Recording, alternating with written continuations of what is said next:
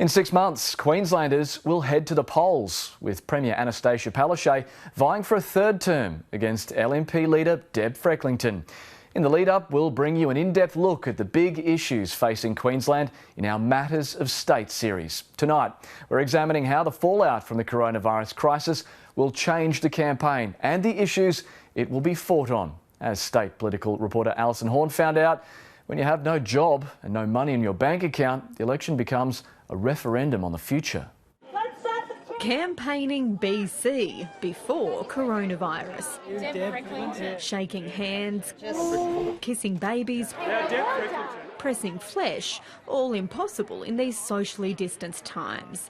But will voters even care about a state election when they're dealing with a global pandemic? This is, of course, an unprecedented time. To have an election in these kinds of times is incredibly testing for everyone. And what have you decided to do with your wedding in August this year? Wedding planner Christy Aitken admits she's never paid much attention to politics, but the government's role in her life has taken on new importance after her business came to a crashing halt last month. For me personally, April is a bad month. I've earned zero, nothing, as opposed to last year.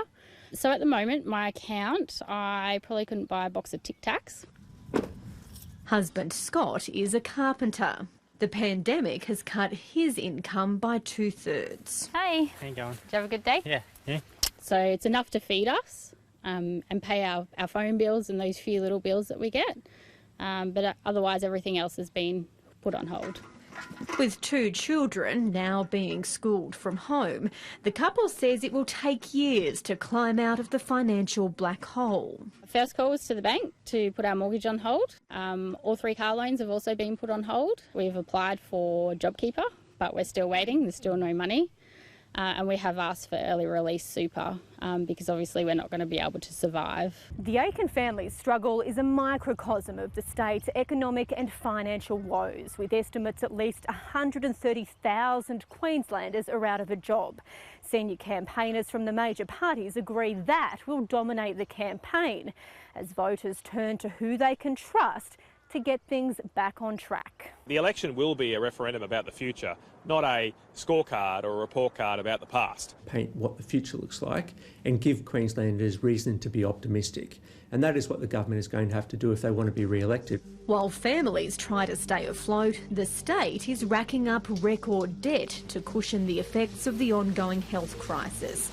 But not everyone agrees voters will care. Any credible political party seeking election will have to put forward a sensible policy and plan that manages those very high debt levels. Well, certainly I think the slogans of the past, just people say, oh, what about the deficit? Or I can't believe that many people are going to be worried about that kind of thing after an existential crisis like this. And in the teeth of a crisis, leadership can be a two-edged sword. Crises often play well for leaders who are in the incumbency position because it helps them to give a sense of I'm the leader of all people. Incumbency only advantages you if you're doing a good job.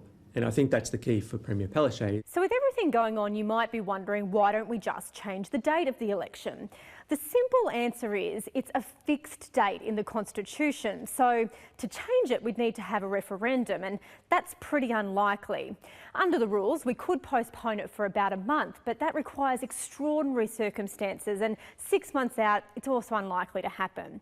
The thing that could change, though, is how you vote. So instead of going out to the polls, there's every chance this could be entirely postal. Sophie and I did a fair bit today. Hey, Soph. Back at the Aitken household, the family has a simple message for politicians vying for their vote. We need help. The government just need to help for a lot longer than 6 months. A warning that winning an election is just the start of the real challenge. Alison Horne, ABC News, Brisbane.